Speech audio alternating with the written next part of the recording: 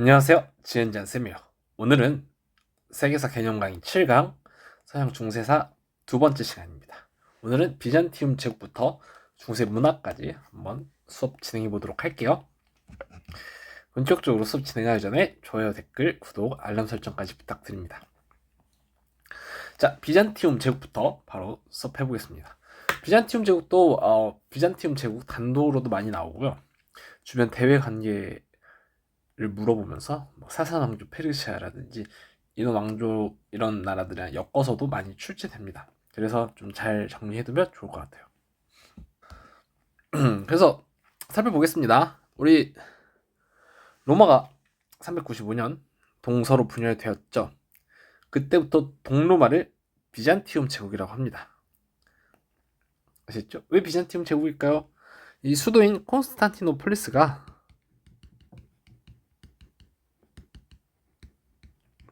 다른 말로 비잔티움이기 때문에 비잔티움 제국이라고 합니다. 그래서 수도는 콘스탄티노폴리스, 지금의 이스탄불, 또 다른 말로는 비잔티움이라고 하고요. 동서교통의 중심지면서 상공업이랑 무역이 발달합니다. 그리고 비잔티움 제국의 종교는 얘네는 그리스 정교회를 믿어요. 대신에 그리스 정교회를 믿는데 그 특징 중에 하나가 황제 교황주의입니다. 그 서유럽의 크리스트교를 보면 그냥 로마 카톨릭이죠. 로마 카톨릭은 교황이 따로 있고 각 국가별로 황제가 따로 있는데 요 비잔티움 제국 동로마 그리스 정교회는 비잔티움 제국의 황제가 그리스 정교회의 교황이기도 합니다. 그래서 황제가 교황이다. 그래서 황제 교황주의라고 합니다. 아시겠죠? 1인 2역이에요. 그렇게 생각하시면 돼. 그러면 여기까지가 이제 비잔티움 제국의 성립 과정이었고요. 비잔티움 제국은 1000년간 지속된 국가잖아요. 너무 많은 왕이 있는데 비잔티움 제국의 전성기를 이끌었던 인물이 유스티니아누스 황제입니다. 그래서 유스티니아누스 황제 업적은 따로 좀 볼게요. 그래서 종종 유스티니아누스 단독으로도 출제하니까 잘 정리해야 됩니다. 그래서 비잔티움 제국의 전성기를 이끌었고요. 6세기에 6세기 존재했던 것도 알아둬야 됩니다. 아시겠죠? 그리고 옛 로마 제국의 영토를 회복합니다. 그래서 반달 왕국, 북아프리카 쪽, 에스파냐 남쪽의 서고트까지 정복을 했고요. 이탈리아 본토와 시칠리아 코르시카까지 전부 다 정복을 합니다. 아시겠죠? 그리고 성소피아 성당을 건축했고요. 그리고 유스티니아누스 법전을 편찬해서 로마법을 집대성합니다. 이제 하나로 크게 정리를 한 거예요. 그래서 이렇게 정리해 주면 좋고, 이제 유스티니아누스 사후 죽고 난 뒤에 비잔티움 제국에서 두 가지 제도를 실시해요.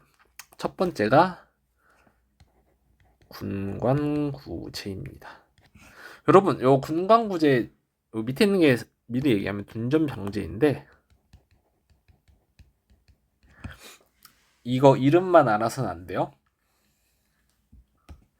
재작년인가 그 군관구제를 이렇게 글로 풀어 쓴 다음에 군관구제라는 글씨 없이 이 내용만 설명을 했어요.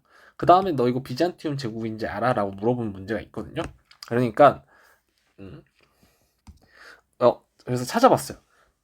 재작년 2025학년도 2024년에 치러진 9월 모의고사 10번 문제입니다. 9월 모의고사 10번 문제. 여기 보면 아나톨리아 땅.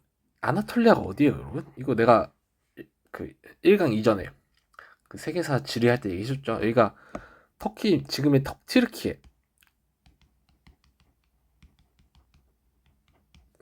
소아시아라고도 하죠. 그 지역에 군대와 가족을 배치하고 그 군인들에게 관직을 주어서 이거 몰라도 돼요. 군사와 행정을 담당하게 했다. 이게 무슨 제도? 이게 무슨 제도? 이게 군관구제예요. 그래서 군관구제 설명 보면 비잔티움 제국을 31개 군관구로 나눠요. 그냥 31개의 지역 행정구역으로 나눴다는 뜻이에요. 그래서 황제가 군인을, 그 지역에 있는 군인을 그 각 군강구의 사령관으로 임명을 합니다. 황제가 그 군인을 군강구의 사령관으로 임명해. 아까 그 사령관이 뭐라고 나왔어요? 문제에서? 뭐 스테라고라스인가? 그렇게 나왔죠. 그 관직을 주는데 그게 그 군강구를 통치하는 사령관이에요. 그래서 그 사령관은 스테라고라스, 그 모시인가 사령관은 그 지역의 행정, 사법, 군사권을 갖게 됩니다. 군사와 행정을 담당하겠다. 나오죠?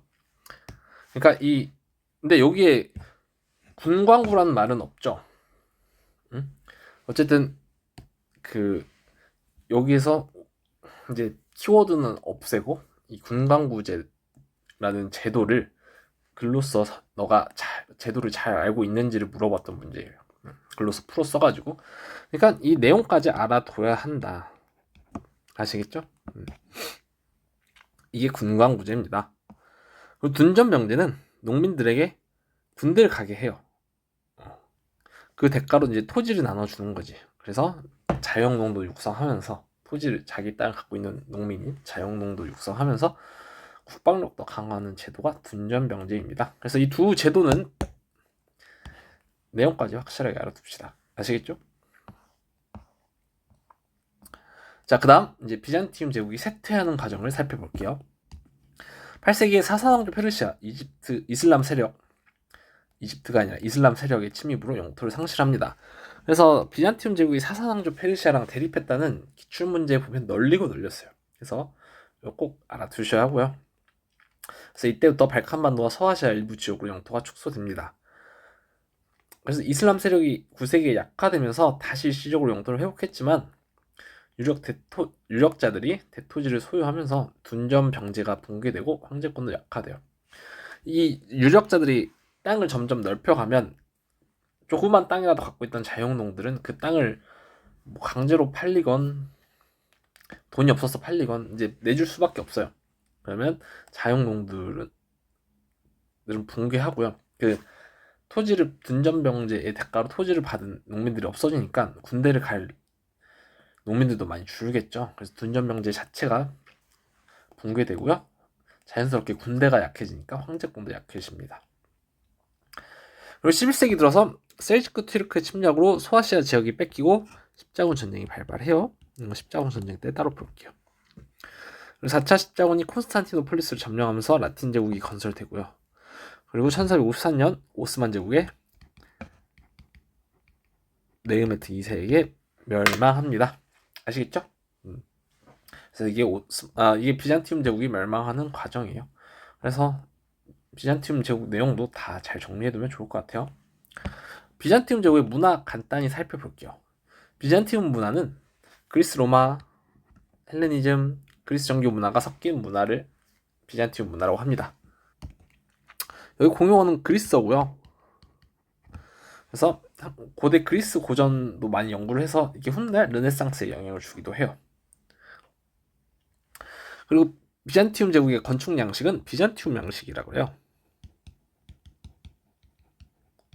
그래서 외부에 웅장한 돔, 큰 돔, 이게 동그란 그림을 잘 못 그리는데 이런 걸 돔이라고 해요. 그래서 내부 성당 안에 하면 화려한 모자이크 벽화가 있는 걸 비잔티움 양식이라고 합니다. 대표적으로 상소피아 성당이 있어요. 그리고 비잔티움 제국 문화는 슬라브족, 동유럽 쪽 애들을 슬라브족이라고 하는데 거기에 영향을 줍니다. 그래서 그리스어를 모방해서 걔네들이 키릴 문자도 만들고 그리스 정교로 개정하고요. 대표적으로 러시아의 키예프 공국은 키릴 문자도 사용하고 키예프의 또 다른 성소피아 대성당도 짓고 그리스 정교로 극교화하기도 했다고 합니다. 그래서 문화도 간단히 봐주시면 좋을 것 같아요. 다음 십자군입니다.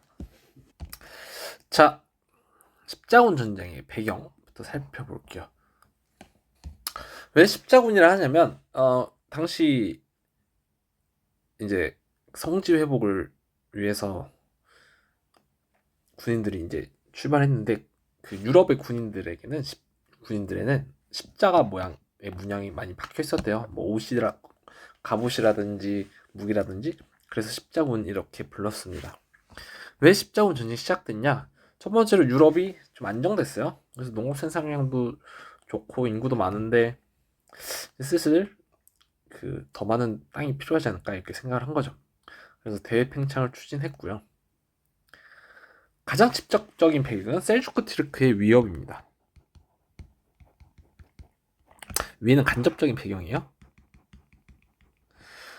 셀주크 티르크가 이제 여기서 이 비잔티움 제국을 위협하니까 비잔티움 제국 황제가 로마 교황, 로마 카톨릭 교황이 우르바누스 2세에게 도움을 요청합니다. 그리고 이때 클레르몬 공의를 개최해요. 그래서 로마 교황, 로마 카톨릭 교황이었던 우르바누스 2세가 십자군 전쟁을 호소합니다. 성지를 회복하자고. 그러니까 여기 빼앗긴 땅, 셀주크한테 빼앗긴 땅을 되찾자. 저 예루살렘까지 되찾자 해가지고 유럽 애들이 전쟁에 나섰고요. 유럽의 국왕, 제후, 기사, 상인, 농민들이 모두 참전합니다. 그래서 1차 십자군 전쟁이 1096년부터 99년까지예요. 이때 예루살렘을 탈환하고요. 저 예루살렘 지역에 예루살렘 왕국을 건설해요. 그러나 금방 다시 이슬람 세력에게 빼앗기긴 합니다. 그리고 4차 십자군. 그러니까 십자군 전쟁은 총 8차까지 있는데 우리 교과서에 나오는 건 1차랑 4차예요. 그래서 4차 십자군 때는 요 1202년부터 1204년까지 진행됩니다. 이때는 특이하게 베네치아 상인들이 주도를 해요. 왜냐? 좀 더 무역로를 활성화시키고 싶었던 욕망이 컸죠. 그래서 지중해 무역을 장악하고 싶었던 베네치아 상인들이 참전을 많이 합니다. 그래서 전쟁 양상이 초기에는 종교 전쟁이었어요. 저 로마의 땅에서 이슬람 세력 몰아내자라고 시작을 했는데 이제는 베네치아 상인들이 무역을 더 활성화해야지라는 세속적인 목적으로 바뀌어갑니다. 이해가죠? 그래서 이때 콘스탄티노폴리스를 점령하고 라틴 제국을 성립하기도 해요. 1204년에. 그래서 요거까지 알아두시고요.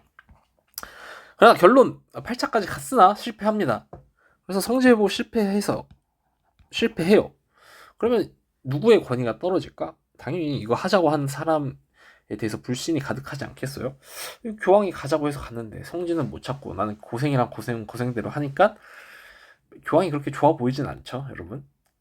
그리고 제후랑 기사 계층이 전쟁에 많이 참전을 했는데 그러다 보니까 자연스럽게 왕권이 올라가요. 왜 그러냐? 이 왕 밑에 제후랑 기사들 있잖아. 근데 우리 얘네들은 서로 봉건제로 엮여 있었죠. 우리 봉건제 때 배웠죠? 왕은 얘네들한테 땅을 주고 얘네들 충성을 하는데 얘네가 전쟁에 나갔다 다 죽어. 대부분 죽거나 아니면 뭐 전쟁에 나갈 때는 당신이 자비로 돈을 냈기 때문에 돈도 다 잃어서 와요. 그러면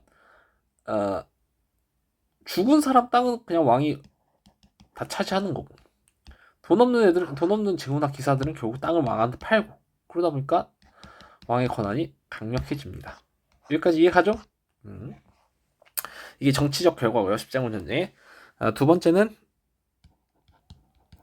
지중해 원거리 무역이 확대됩니다. 그래서 요 지중해를 통한 무역이 활성화됐다. 이렇게 이해하시면 될 것 같고요. 그래서 요 지중해를 끼고 있는 이탈리아 도시들의 상공업이 많이 발달합니다. 그리고 이때 이슬람이나 어쨌든 여기까지 왔다 갔다 하니까 이슬람이나 비잔티움 제국의 문화가 서유럽으로 많이 들어와요. 이게 르네상스에 영향을 줍니다. 아시겠죠? 십자군 전쟁도 종종 나오는 주제니까 잘 정리해 둡시다. 아시겠죠? 자, 그 다음 중세 경제의 변화입니다. 여기가 잘 안 나와요. 여기도 예전 교육과정에선 저 한자동맹 특히 종종 나왔거든요. 근데 왜 유독 이제는 안 나오는지 모르겠어. 교수님들이 안 계시나? 어쨌든 그런 생각이 들지만 아니요. 혹시 몰라. 작년에 대공황도 안 나온다 했는데 작년 9월에 대공황이 등장했죠. 그러니까 우리는 혹시 모르니까 잘 대비를 해둡시다. 아시겠죠? 자, 그러면 이 중세에 들어서 상업이 발달하는 과정을 먼저 살펴볼 거예요. 이제 유럽 사회가 변하기 시작합니다. 11세기부터 서유럽 사회가 안정되니까 또 인구도 많이 늘고요. 잉여 생산물이 늘어요.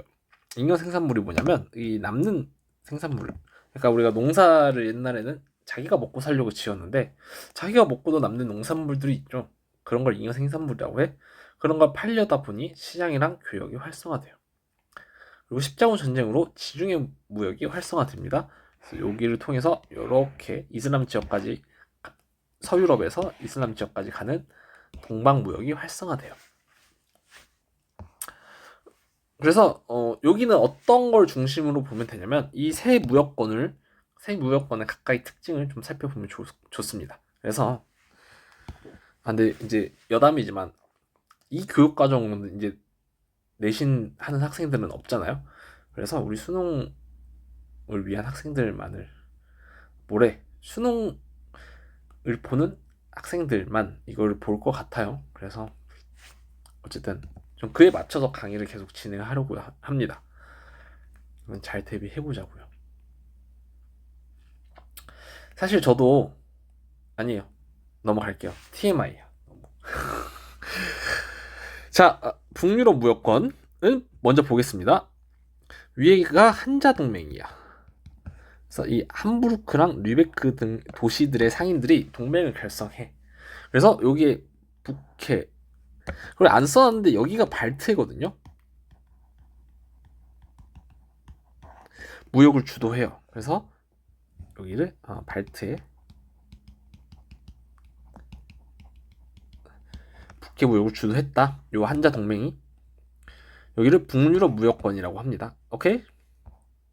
그 내륙 무역권은 여기 프랑스 쪽인데 상파뉴 전기시장, 프랑스 상파뉴 지역에서 전기시장이 열려요. 그러면 얘네들은 어떤 기능을 하냐? 요 밑에 있는 지중해 무역권이랑 북유럽 무역권을 연결합니다. 오케이, 중간에서 이해가죠? 무역권을 연결하고요. 밑에 지중해 무역권은 여기입니다. 이탈리아 도시들이 많아요. 그래서 동방무역으로 좀 많이 번영하고요. 베네치아나 제도바나. 그리고 밀라노랑 토리노에서는 직무업이 발달하고, 그리고 뭐 피렌체에서는 금융업이 발달하고 그렇습니다. 그래서 여기가 지중해 무역권이다. 이렇게까지 알아두면 좋을 것 같아요.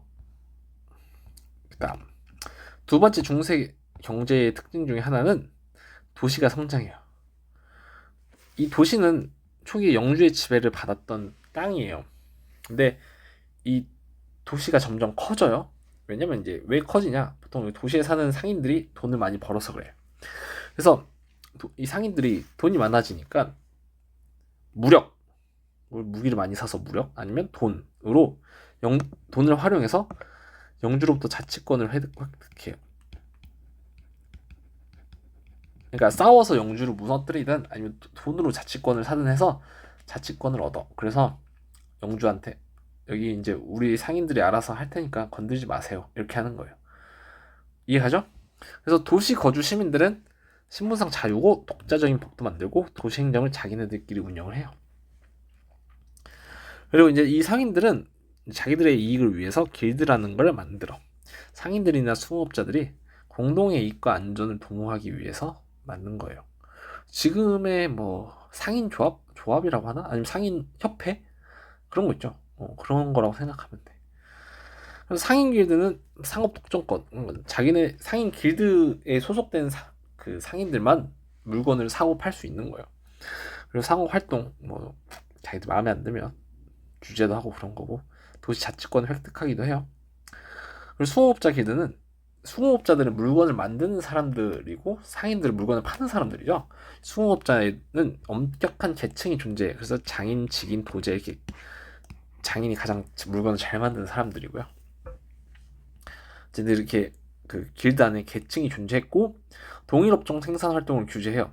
그러니까 자기가 구두를 만들고 있었어. 근데 저기서 누가 이제 새로 막 구두를 만들려고 그래. 그러면 걔는 걔가 만약에 길드에 들어오지 않으면 구두 못 만들게 이렇게 규제하기도 합니다. 그리고 대상인의 독점권 권한에 대항해요. 그리고 이렇게 상인 길드가 수공업자 길드가 있는데 저기 누구 혼자 너무 잘 나가. 근데 걔는 수공업자 길드에 들어오지 않아. 그러면 우리 그 약간 중소규모의 수공업자들끼리 모여서 저기 혼자 너무 잘 나가는 대상인의 독점적 권한에 대항하기도 합니다. 이런 기능이 있었다. 길드가 이해하시면 될 것 같아요. 그리고 이제 장원제랑 농노제가 점차 해체됩니다. 왜 해체되냐? 해체되는 배경을 하나씩 살펴볼게요. 우선 위에서 봤듯이 상공업이랑 도시가 성장합니다. 그러다 보면 화폐 경제가 발달해요. 그러니까 옛날엔 물건을 물물 교환을 했었는데, 아니면 얘네는 밀이죠. 우리는 쌀. 그렇게 쌀로 물건을 사거나. 근데 이제 상업이 발달하니까 뭐 언제까지 밀, 쌀 그 무거운 거 들고 다닐 수 없죠. 그러니까 화폐, 가볍고 들고 다니기 편한 화폐로 물건을 사는 화폐 경제가 발달해요. 이때부터 화폐가 보편화되니까 지대를 급납화해요. 이게 무슨 말이냐면 농노들이 지대, 그냥 땅 이용료, 월세라고 생각하면 돼. 지대를 월세를 화폐랑 현물, 주로 화폐로 많이 납부하죠. 그러니까 이제 부역의 의무에서 벗어나는 거야. 그러니까 기존에는 밀을 몇 퍼센트 무조건 생산을 해야 되는데, 그냥 그럴 필요 없이 밀은 적당히 생산해서 비싸게 팔고 그 돈을 영주한테 갖다 줘버리면 되는 거예요. 그러니까 부역의 의무에서 벗어나요. 아니면 뭐 어떻게든 돈 구해오면 돼. 훔쳐서든 뭐든. 아 근데 너무 그 나쁜 방법이지만 예를 든 거예요. 예. 그래서 그렇게 벗어나요. 그리고 두 번째, 화폐 가치가 하락해요. 화폐가 너무 많아지면 화폐 가치가 하락합니다. 그러다 보면 곡물 가격은 반대로 상승해요. 그래서 농민들의 경제적 지위가 올라갑니다. 이해가죠? 그러니까 농민들이 직접 곡물을 생산하는데 이 곡물이 비싸니까 너네 그 우리 없으면 이 빵 더 비싸게 먹을 걸 이렇게 되는 거죠. 그리고 흑사병이 유행해서 14세기에 유럽 인구 3분의 1이 죽습니다. 그러다 보니까 농민들이 귀해져서 농민들의 처우가 좋아지기도 합니다. 그래서 어쨌든 여러 가지 이런 세 가지 배경으로 농민들이 돈을 내고 신분에서 벗어나거나 경작지를 사요.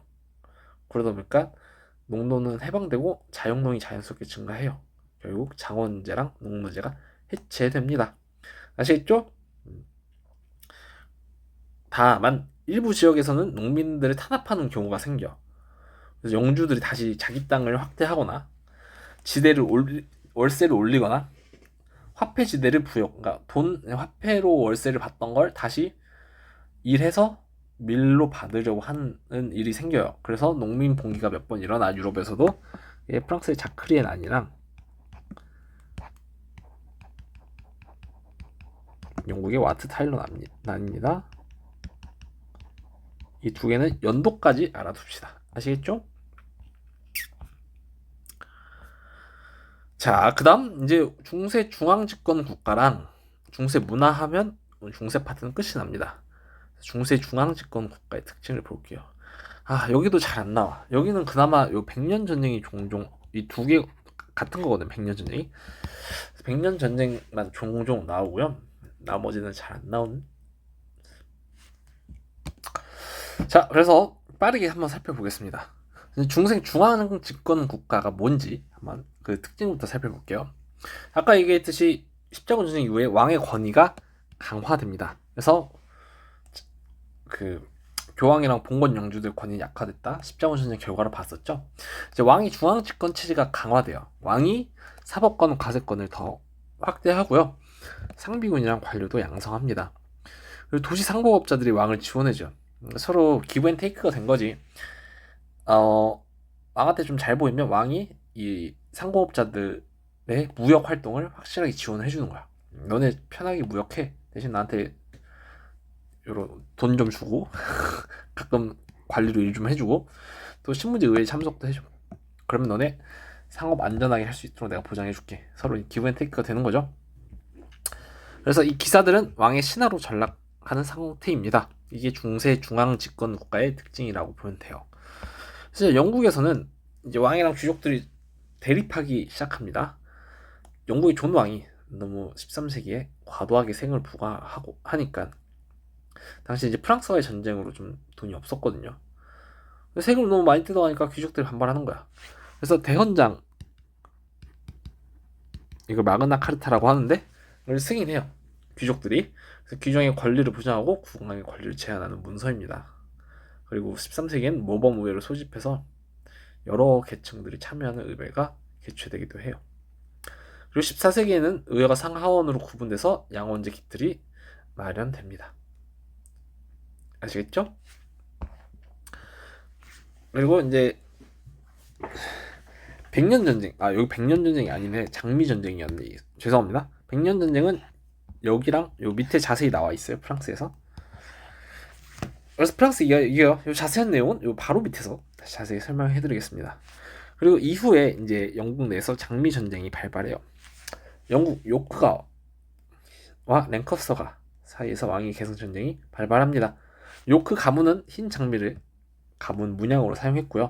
랭커스터가는 붉은 장미를 활용해서 장미 전쟁이라고 부릅니다. 영국이 이제 봉건 영주들까지 참전한 전쟁이에요.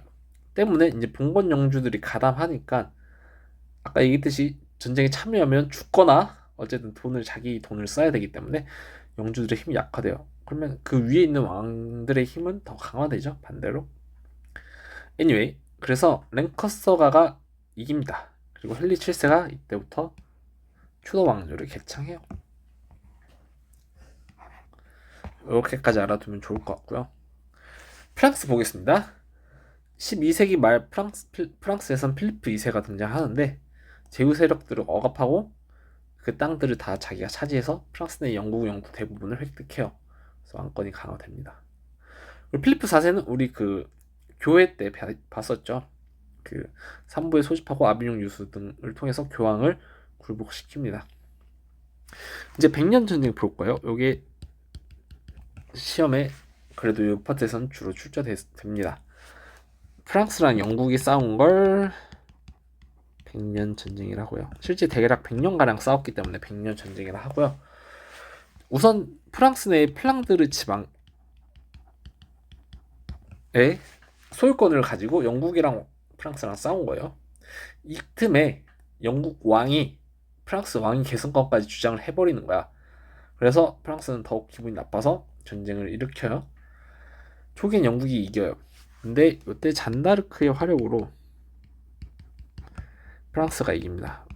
잔다르크는 재밌는 얘기가 많은데 뭐 진짜인지 가짜인지 모르겠어서 넘어가도록 할게요. 나중에 한번 찾아보세요. 되게 신비하면서도 독특한 인물인 것 같아요. 어쨌든 프랑스가 이겨서 프랑스가 통일 영토 프랑스 지금 영토를 확보하고요. 중앙채권 국가의 발판을 마련합니다. 자, 그럼 독일 보겠습니다. 당시 독일은 신성 로마 제국이라고 해. 그래서 근데 사실 분열돼 있는 거죠. 그래서 봉건 제국의 힘이 더 강했어요. 신성 로마 제국의 황제가 있어도 요 각각의 제후들의 힘이 더 강력했던 거지. 그래서 황제는 바지 사장 이런 느낌. 그리고 13세기에는 황제가 없는 대공의 시대도 있어요. 이후에 14세기엔 7명의 제후가 황금 문서를 만들어서 황제를 선출하기도 합니다.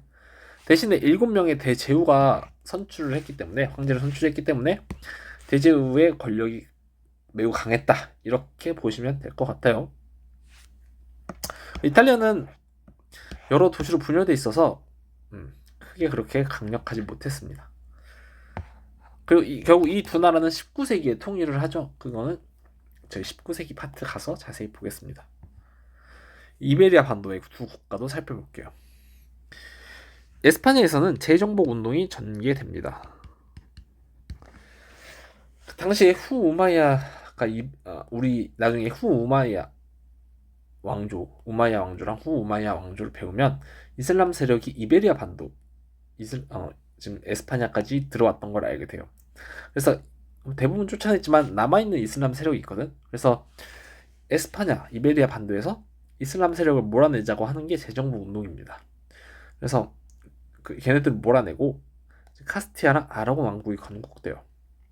이후에 이 두 나라가 결혼을 통해서 통합합니다. 그러고선 에스파냐 왕국이 수립돼요.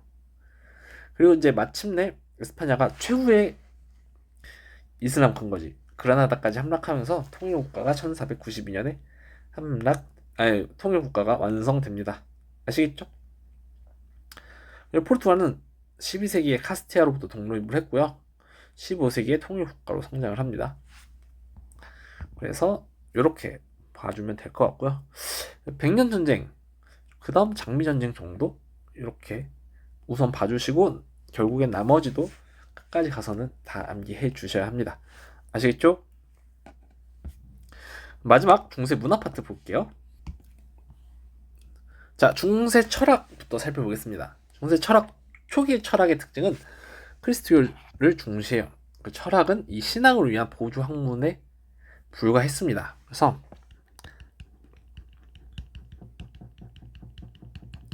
아우구스티누스는 교부 철학이라는 걸 발달하는데 크리스토 교리를 그리스 철학의 기초에서 합리적으로 설명을 했습니다. 그러니까 좀 철학을 종교에 끼워 맞췄다 이렇게 생각하시면 될 것 같고요. 십자군 전쟁 이후에는 이 비잔티움에 있었던 그리스 철학, 그래서 대표적으로 아리스토텔레스 철학이 서유럽에 전파돼요. 그래서 스콜라 철학이 유행합니다. 그래서 토마스 아퀴나스가 신학대전을 통해서 스콜라 철학을 집대성하고요. 신앙과 이성의 조화를 강조합니다. 반면 윌리엄 오컴이라는 인물은 신앙과 이성의 분리도 주장해요. 근데 이 두 사람이 종종 선지로 나와요. 그래서 알아두면 좋을 것 같아요. 교육은 12세기 볼로냐나 파리에서 대학이 운영돼요. 대학이 발달해요. 대학은 자치적으로 운영하고요. 파리 대학은 신학, 볼로냐 대학은 법학을 주로 연구했다고 합니다. 그리고 문학에서는 기사 문학이 유행하는데 이런 작품들이 있고요. 건축에서는 11세기의 로마네스크 양식, 12세기의 고딕 양식이 유행합니다. 로마네스크 양식은 돔형 청장, 원형 아치, 두꺼운 벽, 작은 창문, 그래서 때문에 좀 내부가 어둡고 벽화가 많은 성당 양식을 로마네스크 양식이라고 하고요. 고딕 양식은 첨탑이 높고, 첨탑 옆에 있는 탑이에요. 교회 옆에 있는 탑 높고 스테인드 글라스랑 얇은 벽, 그리고 큰 창문을 통해서 내부가 밝아지는 특징을 갖고 있습니다. 그래서 좀 이 각각의 양식에 대한 내용도 알고요. 대표 성당이 어떤 게 있는지도 구분해서 알아주면 좋을 것 같습니다. 아시겠죠? 자, 그러면 서양 중세사는 이걸로 마무리하겠습니다. 그래서 중세사도 기니까 잘 정리해두면 좋을 것 같아요. 그럼 안녕.